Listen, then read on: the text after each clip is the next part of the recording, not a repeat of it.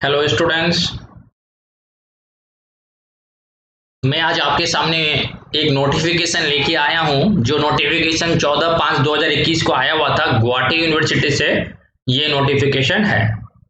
इस नोटिफिकेशन में आप लोग का जो ऑनलाइन एग्जाम है, होने वाला जो एग्जाम है, उसके बारे में इंफॉर्मेशन दिया गया है।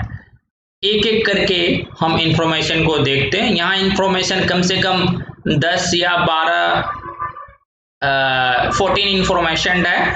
वो सारी इंफॉर्मेशन अभी मैं आपको एक एक करके समझा दूं, ठीक है। ये आपके लिए बेहद ही जरूरत है क्योंकि आप लोग अभी ऑनलाइन एग्जाम देने जा रहे हो। ये बीए, बीकॉम, बीएससी या एमकॉम, एमए, एमएससी वाले बच्चे के लिए ये इंपॉर्टेंट है जिनका ऑनलाइन एग्जाम हो रहा है, जो गुवाहाटी यूनिवर्सिटी के अंदर में हो रहा है, ठीक है। सबसे पहला जो इंफॉर्मेशन है, एक नंबर पॉइंट, थोड़ा सा ध्यान देना। एक नंबर पॉइंट पे आप जो आंसर शीट लिखोगे वो हैंड रिटन होना चाहिए, वो तो जानते ही हो, और A4 साइज पेपर में लिखना चाहिए आपको, ठीक है। तो ये दो बात ध्यान पे रखना। कोई कोई बच्चे क्या करते हैं, A4 साइज पेपर नहीं मिला तो एक व्हाइट पेज में लिख दे, A4 साइज का साइज कट कर ले दे दे, वैसा नहीं होना चाहिए। A4 साइज में ही लिखें। एक नंबर पॉइंट पे यही है। 2 नंबर पॉइंट पे क्या है, सारे जो पेज है उस पेज में क्या होना चाहिए, आपका पेज नंबर कंटेन होना चाहिए। जैसे कि पेज नंबर 1, पेज नंबर 2, वो रहना चाहिए, ठीक है। अब आप कितना टू पेज यूज कर सकते हो, 3 नंबर पॉइंट में लिखा गया है। हालांकि 10 पेज में ये आंसर हो जाना चाहिए मैक्सिमम। अगर किसी का हैंडराइटिंग बड़ा है 10-12 तक जा सकता है, लेकिन ये बात भी ध्यान रखना कि उनको 5 MB, यानी कि जब आप वो लिखोगे, लिखने के बाद तो उसको क्लिक करोगे, क्लिक करने के बाद पीडीएफ कन्वर्ट करोगे, लेकिन वो पीडीएफ का साइज 5 MB से ज्यादा नहीं होना चाहिए, ठीक है। अगर 5 MB से ज्यादा हो गया तो अपलोड ही नहीं होगा, फिर बाद में आप इतना ज्यादा लिखा हुआ क्या काम आएगा। इसीलिए ध्यान पे लिखना, जो पॉइंट है वही पॉइंट लिखें और 5 MB से बिलो रहना चाहिए, ठीक है। अब उसके बाद 4 नंबर पॉइंट में क्या लिखा गया है कि हाउ टू स्कैन, आप कैसे स्कैन करोगे वो जो आप लिखोगे जिस पेपर में उसको, and convert the answer set into the PDF.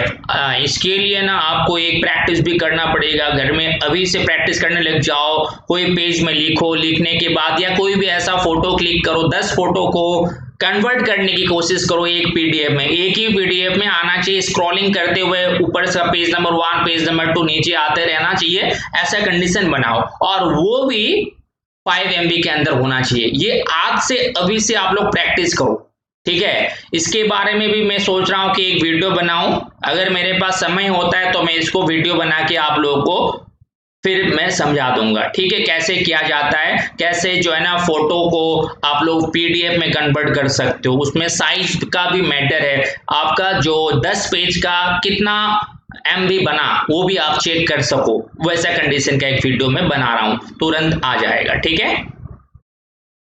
उसके बाद 5 नंबर पॉइंट की तरफ जाते हैं। इसमें क्या लिखा है कि हाँ, ऐप, बहुत सारे ऐप है जिसमें आप लोग डाउनलोड कर सकते हो कि how to convert photo into PDF, search करके जो है ना आप लोग डाउनलोड कर सकते हो। ऐप बहुत सारा है। मैं भी एक ऐप जो है ना आपको बताऊंगा जिसको बोलते, बहुत सारे ऐप है, एडोब स्कैन और एक और था कागज स्कैनर, ये सारे ऐप्स है।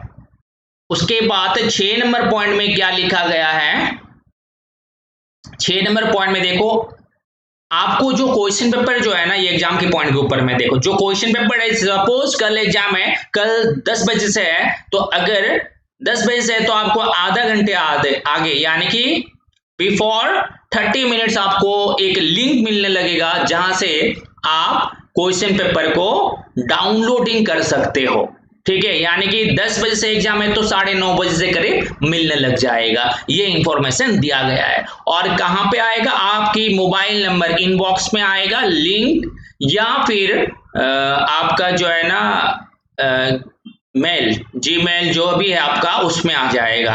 रजिस्टर्ड मोबाइल नंबर में आएगा आपका, जो नंबर आपने प्रोवाइड किए हो गुवाहाटी यूनिवर्सिटी को, ठीक है। ये हो गया 7 नंबर पॉइंट भी आपका क्लियर हो गया। अच्छा एक और पॉइंट है 7 नंबर में कि आप जब वो पेपर 7 नंबर, अच्छा 6 नंबर क्लियर हुआ। 7 नंबर में क्या पॉइंट है कि आपका जब आंसर खत्म हो जाएगा तो आपको अपलोड करना पड़ेगा ना। कोई बच्चे लोग जल्दी खत्म कर देते हैं, जैसे कि आप लोग एग्जाम में देखते हो ना, आधा घंटा वो आने की सर खत्म बोल देते हैं, वैसे खत्म बोल दिया तो 30 मिनट कम से कम उनको लिखना होगा, आधा घंटा, उसके बाद वो अपलोड कर पाएंगे। और अपलोड करने के बाद फिर से क्लासरूम में आके मैडम मैं फिर से एग्जाम देना चाहता हूं, मुझे वो कॉपी दे दीजिए, ऐसा नहीं कर सकोगे, ठीक है। इसीलिए आपको पूरा 3 घंटा, जो भी 2.5 घंटा हो या 3 घंटा पूरा इस्तेमाल करें। इस्तेमाल करने के बाद आपको अपलोडिंग करने के लिए देखो एग्जाम खत्म होने के बाद में भी फिर से यानी कि 1 घंटे यानी कि 60 मिनट्स दोबारा दिया जा रहा है। यानी कि आप पूरा इस्तेमाल करें ना जितना आपका समय दिया गया है, उसके बाद में भी आपको 1 घंटा जो है ना वो अपलोडिंग करने के लिए समय दिया गया है, ठीक है। जल्दबाजी में सबमिट ना करें, पूरा होने के बाद चेक करें, चेक करने के बाद पीडीएफ में भी बनाना होगा। पीडीएफ कन्वर्ट करने के बाद में सारे जो है ना उसमें रोल नंबर आया है ना, रजिस्ट्रेशन आया है कि नहीं, यहाँ कौन सा सब्जेक्ट है, सब्जेक्ट कोड डाला है कि नहीं डाला, वो सारे चेक करना होता है, उसके बाद ही अपलोड करना है। अपलोड करने में ही उसको आधा घंटा लगेगा, तो 30 मिनट्स में वो कैसे सबमिट कर पाएगा, तो इसलिए ध्यान पे देना। 8 नंबर पॉइंट में चलते हैं। 8 नंबर पॉइंट पे क्या बताया गया कि आपका जो आंसर शीट है वो स्कैन करें और उसके बाद उसको कन्वर्ट कर दे पीडीएफ में। ये पहला पॉइंट ए का। बी में क्या लिखा गया है, पीडीएफ में जब आप कन्वर्ट करोगे तो रीचेक करें सभी इंफॉर्मेशन आया है कि नहीं आया, और उसके बाद में साइज भी दिखे क्या 5 MB से ज्यादा हो रहा है। अगर ज्यादा हो रहा है तो क्या होगा ना, जानते हो, फिर वो अपलोड नहीं होगा, इसलिए दिक्कत होगा यहाँ पॉइंट। इसलिए ज्यादा भी नहीं होना चाहिए, 5 MB से 5 MB के अंदर होना चाहिए। और सी नंबर पॉइंट में लिखा है कि आप लोग प्रैक्टिस करें अभी से ही कैसे कन्वर्ट किया जाता है फोटोज या जो भी आप क्लिक करते हो उसको पीडीएफ में कन्वर्ट करने के लिए अभी से प्रैक्टिस करें। और पीडीएफ एक ही बनाने से अच्छा, जैसे कि 10 पेज है ना, 10 पेज एक ही बार में लिखे, 10 पेज को क्लिक करें, क्लिक करने के बाद आप कन्वर्ट कर दे उसको पीडीएफ में, 10 12 जो भी है। लेकिन पीडीएफ का साइज कितना होना चाहिए, यस 5 MB से ज्यादा नहीं, ठीक है। उसके बाद में मैं आगे और जाता हूं, पॉइंट नंबर 8।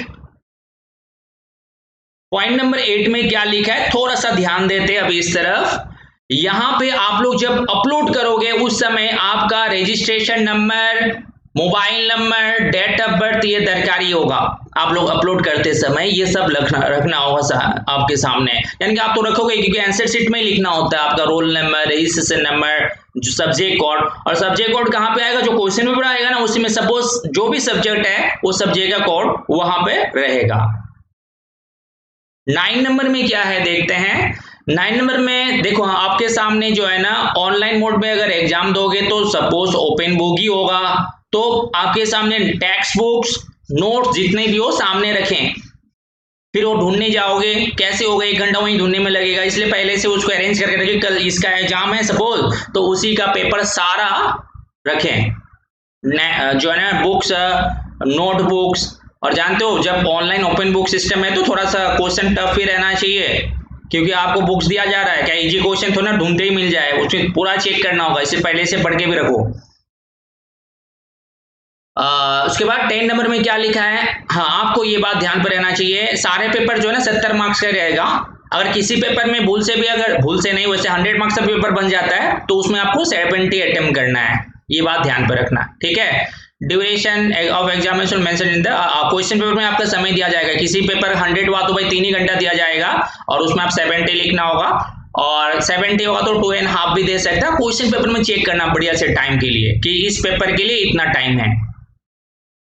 अब उसके बाद 12 नंबर पॉइंट में नो ऑफलाइन सबमिशन, आप लोग कॉलेज में आके सबमिट नहीं कर पाओगे, आप ऑनलाइन वहीं घर में बैठे बैठे सबमिट करना है, जहां पे बैठे हो वहीं से सबमिट करना है, ऑनलाइन सबमिट करके घर चले जाना, यानी कॉलेज में आके दे रहा हूं ऐसा नहीं होगा। उसके बाद 14 नंबर में क्या लिखा है कि प्रैक्टिकल एग्जाम के बारे में बहुत जन पूछ रहे थे, उनके लिए लेटर ऑन बोल दिया है, बाद में आपको बताया जाएगा, ठीक है।